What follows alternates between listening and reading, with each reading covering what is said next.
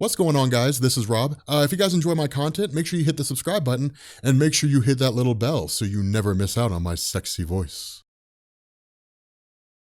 Okay, so continuing on with our series on too powerful for Marvel movies, for the Marvel Cinematic Universe, I want to kind of swing for the fences of obscurity here and talk about the Starbrand, because Starbrand is way too powerful for the Marvel Cinematic Universe. And here's the reason why. So, let's do a little bit of history here, because Starbrand is by and large unknown to all but like the most hardcore Marvel comic fans. Now, those who read Jonathan Hickman's Avengers and New Avengers, which by the way, sidetrack for a second. No, I did not forget about that. No, I didn't drop it due to a lack of interest. Originally we had everything scheduled out. Like I had everything scheduled out from like the Thanos War running all the way up to like Infinity Gauntlet, then Infinity War. I skipped over Infinity Crusade because that story sucks. And then that would go into like Annihilation, all these different things. The problem is we did Infinity Gauntlet and Infinity War too fast. We did those in like Thanos War super fast, faster than we were supposed to. And so we kind of jumped ahead because that whole cosmic landscape was going to run up to Avengers 4, and that's when it was going to stop. And that's when it was basically going to end. So we would have like this whole huge playlist for everybody to go back and watch based on all the Marvel cosmic stuff. So we'll start that again here in the next couple weeks. And yeah, then we'll work our way back up to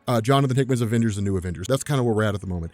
Anyway, so back in 1986, Marvel, really Jim Shooter, Mark Gruenwald, these guys, Archie Goodwin, they had this idea to create something called New Universe. And New Universe would basically be like the Ultimate Universe before the Ultimate Universe. It would be a wholly separate universe in Marvel Comics that would cross over occasionally, but all the characters would be totally unique, and they would have like their own histories and their own stories and so on and so forth. And it ran for about 3 years, between 1986 and 1989, and then it came back in 2007 under Warren Ellis, but it was retitled to New Universal. But in any event, in the original iteration and in the 2007 version, what you saw was something called the White Event, and we didn't really know the basis behind it. All we knew was that there was just something called the White Event. And what would happen is somewhere along the line, really that was kind of like a big focal point of the story, is you would have like this event that would be initiated. And it was, Jim Shooter and Mark Gruenwald and Archie Goodwin's way of basically saying, here's how people gain powers. The issue with this is that the nature of Starbrand was very ambiguous back in the day. It was just like, here's a guy with powers. And they were literally fleshing out his powers as they were writing his character because they had no clue what people would or would not like. Again, only lasted 3 years, so there wasn't really a whole lot that you could do. This runs up, again, through New Universal, and then it runs up into Jonathan Hickman's Avengers and New Avengers. So a little bit of a spoiler here for those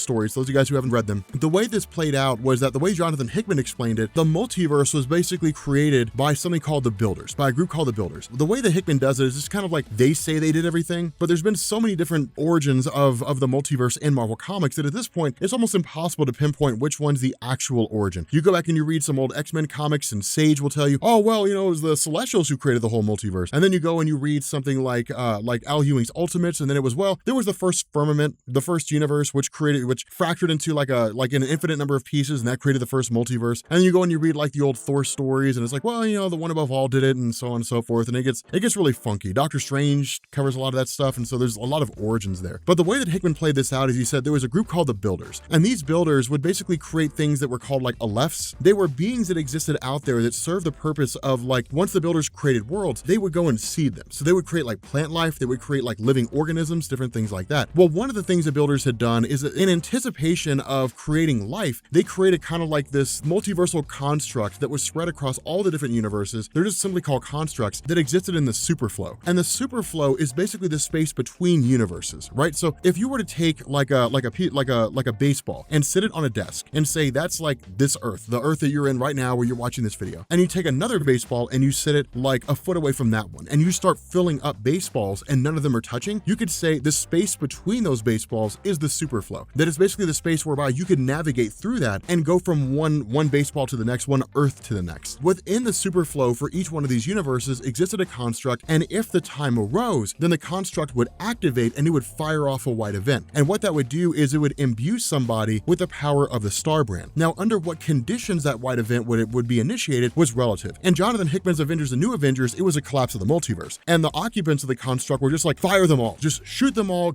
you fire as many White Events as you can. We need to get as many people out there with Starbrand powers as we possibly can. And then that was the end of that. The satellite station was destroyed, and then that was kind of the conclusion of it. But the idea is that when a person is imbued with the power of the Starbrand, they're basically given limitless power. But there's a caveat here. So in Marvel Comics, you have different types of powers, right? Like you have static powers, you have user selectable dynamic dynamic powers, if there was such a thing, and then you have true dynamic powers. What does that mean? Okay, static powers mean powers that don't change. So take Wolverine's healing factor, for example. Whether Wolverine's shot with a bullet or whether Wolverine is blown up, the rate of healing is exactly the same. The only thing that changes is how long it takes to heal based on the injury he sustains. Now from there, you have like user selectable dynamic powers, which is the best way I know how to describe that. But a really good example is someone like Cyclops. Cyclops' eyes are portals to a dimension composed of pure energy. So when he opens his eyes, concussive beams come out. Now, he can't really control the rate at which that energy comes out of his eyes because his eyes are a fixed size. He doesn't increase the size of his eyes. However, he can open and close his eyelids to let in certain amounts of energy. So if he were to squint his eyelids, he can make a very concentrated beam that can punch through a material or create like a hole in a wall or something like that. He can open his eyes as wide as he can and blow a mountain in half. So there's different things that he can do with regards to his concussive blast, but his power is quote unquote controllable based on how much of his eyes he opens. Then you have true dynamic powers, and those are powers whereby a user cannot control the power that they possess, and that's the way Starbrand works. Say for example that like Thanos decided to invade Earth and Starbrand fights Thanos. Starbrand would not have access to 100% of his power, because having access to 100% of his power, to that infinite amount of power, would annihilate Thanos and probably destroy the Earth in the process. It's a way to kind of keep his powers in check, to have a character that's there and then not turn him into a caveat where it's not always just send in Starbrand and Starbrand will always win. That's kind of not what Marvel's shooting for. So say Thanos, his power was equal to like 10% of Starbrand's power, just an arbitrary number. Starbrand would in turn receive 10.5% of his power. Now the question is, how does he receive that? Well, it's just kind of the way it is. That's really how Marvel says it. It's just the way the Starbrand works. It's not some being out there that grants him his power. It's just kind of like, this is how much power he can access, like mental blocks or something like that he just can't move past, or she just can't move past. And so the result is that if Starbrand were to fight Galactus, and Galactus is equal to like 50%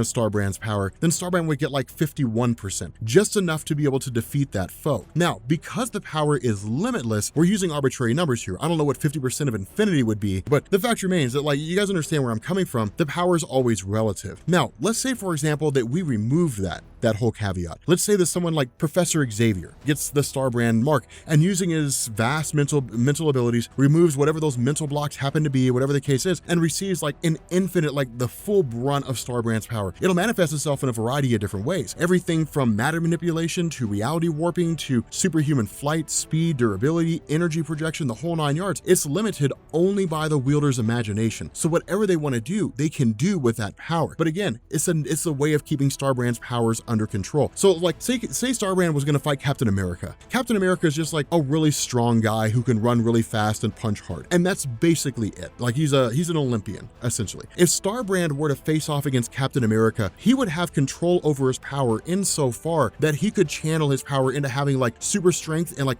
one hand, or like one finger or something like that, limited to that scale. Whereas if he were going to fight like Galactus, well, then it's a whole different beast. You know, he's limited in his imagination to like conjuring beings out of thin air that can like conjuring like a million Silver Surfers to fight against Galactus in his stead or something along those lines. There really is no limit to what they can imagine. And as a result, the powers can manifest themselves in different ways. The reason why this becomes too powerful for the Marvel Cinematic Universe is because one, it stretches the limits of credulity, and two, a being like that would be nigh unstoppable because no matter who they faced, they would always win. They would always come out on top. It's like Batman. For reasons that we can't explain, the Batman fans seem to ignore, Batman always wins. And so it's one of those weird situations. But with Starbrand, if Thanos shows up with the power of the Infinity Gauntlet, Starbrand would have enough power to overcome the Infinity Gauntlet and Thanos. If Galactus shows up on Earth, Starbrand would have enough power to defeat Galactus. If, the Silver Surfer goes crazy, gets the hammer of Thor, and is wielding the Infinity Stones, and somehow manages to access the heart of the universe, Starbrand would have enough power to overcome that. It may take a long time. It could be that like Starbrand doesn't fully know how to utilize all those powers and in turn is totally obliterated. But the nature of Starbrand is to always adapt to whoever it is that he's fighting, which means you would essentially have a movie where everybody else would be moot. There'd be no need for Iron Man or Thor or the Incredible Hulk or Captain America or any of those guys because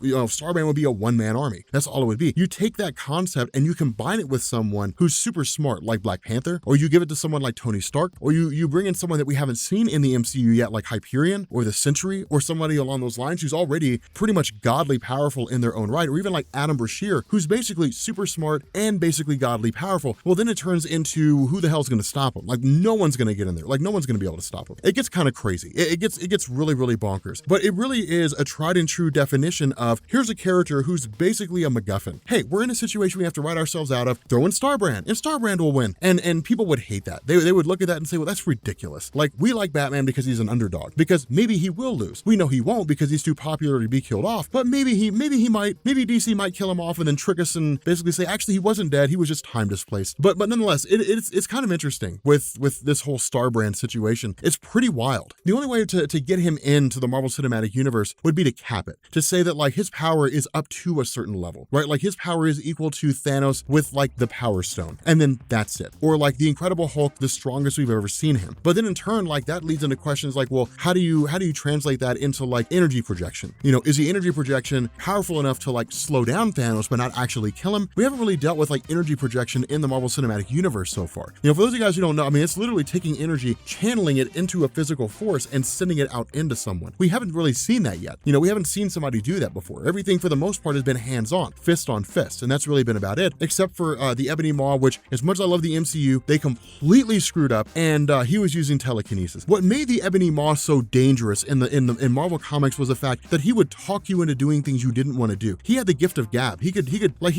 talked Doctor Strange into summoning Shuma Gorath, a being so powerful that like Doctor Strange his biggest fear has always been if Shuma Gorath or like, you know, Zom or Dormammu were to show up in like the main Marvel universe at full strength, we would all be screwed. But again, you know, it's just one of those things where the power is just too extreme. It's way too vast to be able to do in a believable way, in a convincing way. But with that being said, guys, we're gonna bring this video to an end. If you are new here to Comics Explained, make sure you guys hit the sub button to become part of the Rob Corps. If you guys enjoyed this video, make sure you drop a like, and I will catch you all later. Peace.